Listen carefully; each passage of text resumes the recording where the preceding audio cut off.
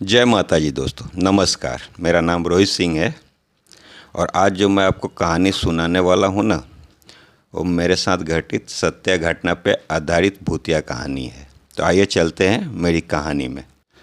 नवंबर महीने 2011 की ये मेरी कहानी है, जो मेरे और मेरे वाइफ के साथ घटित हुआ था। हुआ ये था कि मैं और मेरी वाइफ कांदीवली के एक फ्लैट में 6 फ्लोर में रहते थे। 1 बेडरूम हॉल किचन का फ्लैट था और हम 2 ही आदमी रहते थे और मेरी वाइफ 7 मंथ प्रेग्नेंट थी उन दिनों। और डेली का रूटीन था, हम लोग घूमने फिरने जाते थे, आते तो खाना बनाती थी, खाना वाना खाते थे और मैं रूम में बैठ कर के न्यूज़ वगैरह देखता था और मेरी वाइफ किचन में पूरा काम करके बर्तन वर्तन धो करके, और जो पूरा कचरा होता था, कूड़ा, वो हमारा डस्टबिन बाहर होता था, तो बाहर डस्टबिन में कूड़ा रखने के लिए गई तो उसने देखा कि सीढ़ी पे एक लड़की खड़ी है जिसकी उम्र 8-9 साल के आसपास होगा। वाइट फ्रॉक पहनी थी, 2 चोटी की थी और चोटी को लाल रिबन से बांधा हुआ था और एकटक मेरी वाइफ को घूर रही थी। मेरी वाइफ ने पूछा, अरे बेटा, इतनी रात को आप बाहर क्यों खड़ी हो और तुम्हारे मम्मी पापा कहाँ हैं? जाओ अपने घर पे जाओ, इतनी रात को बाहर खड़ा नहीं रहते। उस समय लगभग 12 सवा 12 बजे के आसपास का टाइम होगा, क्योंकि उस दिन हम लोग डॉक्टर के पास गए थे चेकअप के लिए और घर आने में लेट हो गया था। और उसके बाद मेरी वाइफ ने आकर खाना वाना बनाया और खाना खाते पीते हम लोगों को 11 साढ़े 11 बजे के आसपास हो गया था। मैं टीवी देखने लगा और वो किचन में अपना काम करने लगी और काम वगैरह पूरा कंप्लीट करने के बाद जो कूड़ा था वो डस्टबिन में रखने गई तो उसने इस लड़की को देखा था। लड़की को देखा और उसने बोला कि जाओ अपने घर में जाओ, यहाँ क्यों खड़ी हो? और उसने डस्टबिन को खोला और कूड़ा रखा और मुड़ के देखा तो लड़की गायब है। उसने सोचा कि हो सकता है कि घर में चली गई हो, लेकिन उसके मन में ये डाउट आया कि अचानक लड़की इतनी जल्दी कैसे चली गई और कहाँ चली गई। और उसने आकर के बोला कि देखो ना जी, इतना रात हो गया और एक लड़की सीढ़ी पे खड़ी थी। तो मैंने बोल दिया कि जाओ अपने घर पे। पता नहीं कौन माँ बाप हैं, इतनी छोटी बच्ची को, 8-9 साल की बच्ची को बाहर छोड़ रखा है। मैंने उस बात पे कोई ध्यान नहीं दिया। मैं बोला होगी कोई, जाने दो, तुमको क्या करना है इस बात से। और बात आई गई करके हम लोग सो गए। दूसरे दिन मेरी वाइफ को फीवर आ गया, तबीयत ख़राब हो गया। फिर हम लोग डॉक्टर के पास गए, चेकअप को करा तो कोई ज़्यादा प्रॉब्लम की बात नहीं है। डॉक्टर ने बोला, कुछ दवाई ववाई दिया और फिर हम लोग घर पे आ गए। और उस दिन से ऐसा होने लगा कि रोज़ रात को वो लड़की मेरी वाइफ को सपने में दिखने लगी और मेरी वाइफ उस दिन से कंटिन्यू बीमार होने लगी। कभी कोई प्रॉब्लम, कभी कोई प्रॉब्लम, और रेगुलर वो लड़की उसको सपने में दिखती थी। और मेरी वाइफ मुझे बोलती थी कि जिस दिन से उस लड़की को देखा है मैंने, वो लड़की तो दिखती नहीं है लेकिन वो सपने में आ रही है। तो मैंने बोला कि हो सकता है तू उस लड़की के बारे में ज़्यादा सोच रही होगी, ज़्यादा टेंशन लेने वाली बात नहीं, क्योंकि मैं भूत प्रेत को मानता नहीं था, तो इसके लिए मैं उस बात पे ज़्यादा ध्यान नहीं दिया। और इसे हम लोग घूमने फिरने जाते थे। उसी फ्लोर पे एक आंटी रहती थी। जिस फ्लोर पे हम लोग रहते थे वो पूरे फ्लोर पे 8 फ्लैट थे और बीच में लॉबी था, 4 एक साइड में और 4 एक साइड में। और आंटी अपने हस्बैंड और अपने 2 बेटे और एक बहू के साथ रहती थी और मेरी वाइफ से बातचीत था और हाय हेलो होता था। एक दिन मेरी वाइफ को आंटी मिली। मेरी वाइफ जा रही थी सब्जी वब्जी लेने, तो मिली होगी, और क्या हाल चाल है आंटी, आप सुनाइए, ऐसा वैसा जो बात हुआ होगा। फिर मेरी वाइफ ने बोला कि आंटी, मैंने एक लड़की को देखा था रात को 12 सवा 12 बजे के आसपास। तो इस फ्लोर पे तो कोई रहता नहीं है, तो वो लड़की कौन थी ये मुझे अभी तक समझ में कभी दोबारा दिखी नहीं, और तब से मैं बीमार रहने लगी हूँ। तो आंटी ने बोला कि मुझे मिलना बेटा, जाओ। कहाँ जा रही हो? तो मेरी वाइफ ने बोला सब्जी लें, तो आ जाना, तो मुझे मिलना, मैं तुम्हें कुछ बताऊंगी। तो मेरी वाइफ ने बोला ठीक है।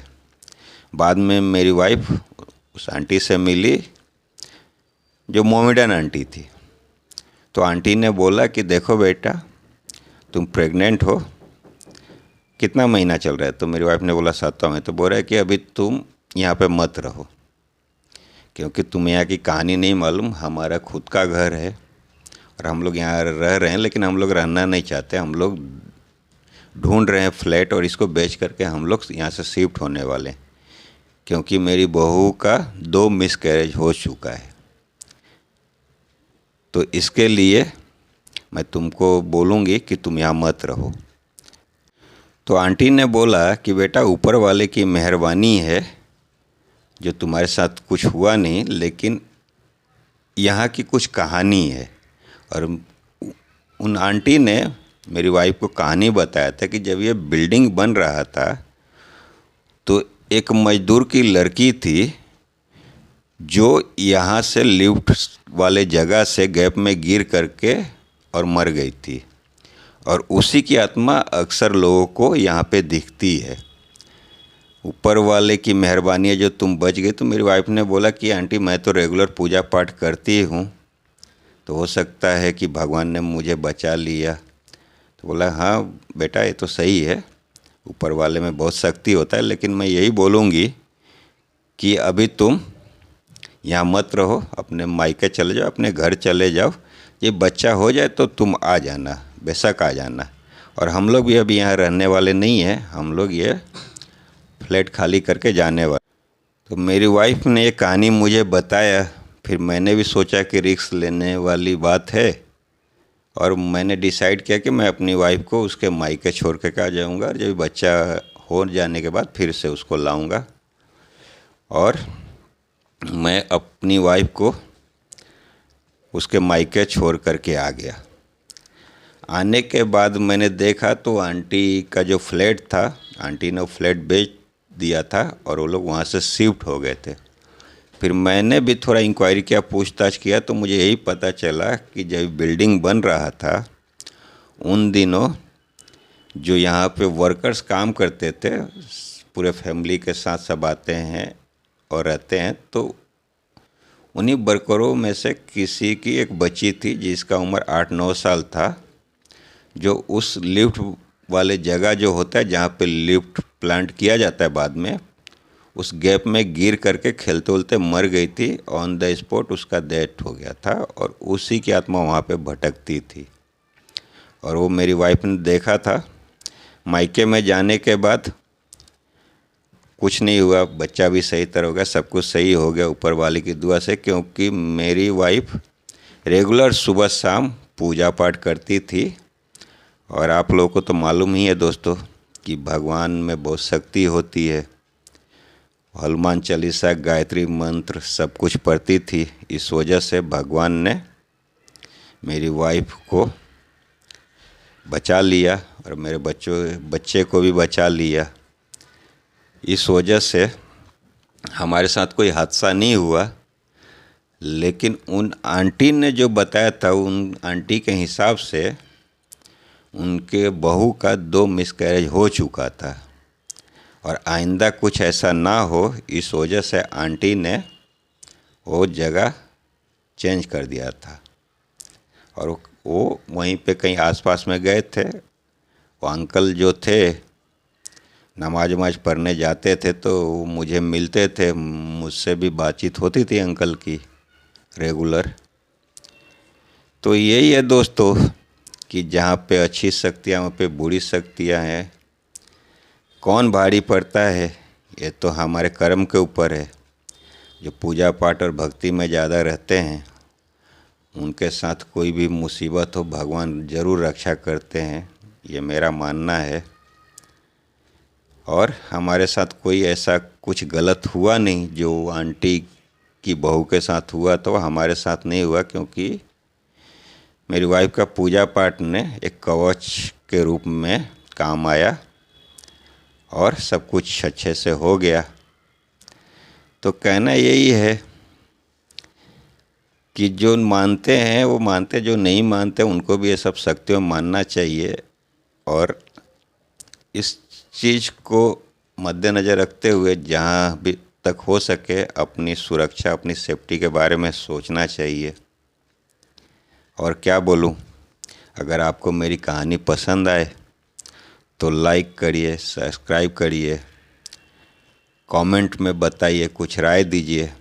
ये मेरी दूसरी कहानी है मेरे चैनल से, लेकिन ये मेरा वादा है कि हर रोज़ एक नई कहानी मैं आप लोगों के लिए लेकर के आता रहूँगा।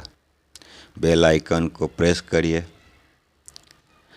और मेरे ईमेल आईडी पे आप लोगों के साथ भी कोई ऐसा घटना हुआ हो तो आप मुझे बता सकते हैं। मैं अपने आवाज़ में उसको नरेट करूँगा और आपकी कहानी को बताऊँगा। लोगों को अवेयर करने के लिए, लोगों को सतर्क करने के लिए जितना हो सके हमें जागरूक रहना चाहिए और लोगों को भी जागरूक करना चाहिए। और कोई दहशत या डर फैलाना मेरा मकसद नहीं है। एक एंटरटेनमेंट के हिसाब से इस कहानी को सुनिए। अच्छा लगे तो लाइक करिए, नहीं अच्छा लगे तो डिसलाइक भी कर सकते हैं। जो भी आपके दिल में कमेंट कर सकते हैं। थैंक यू दोस्त।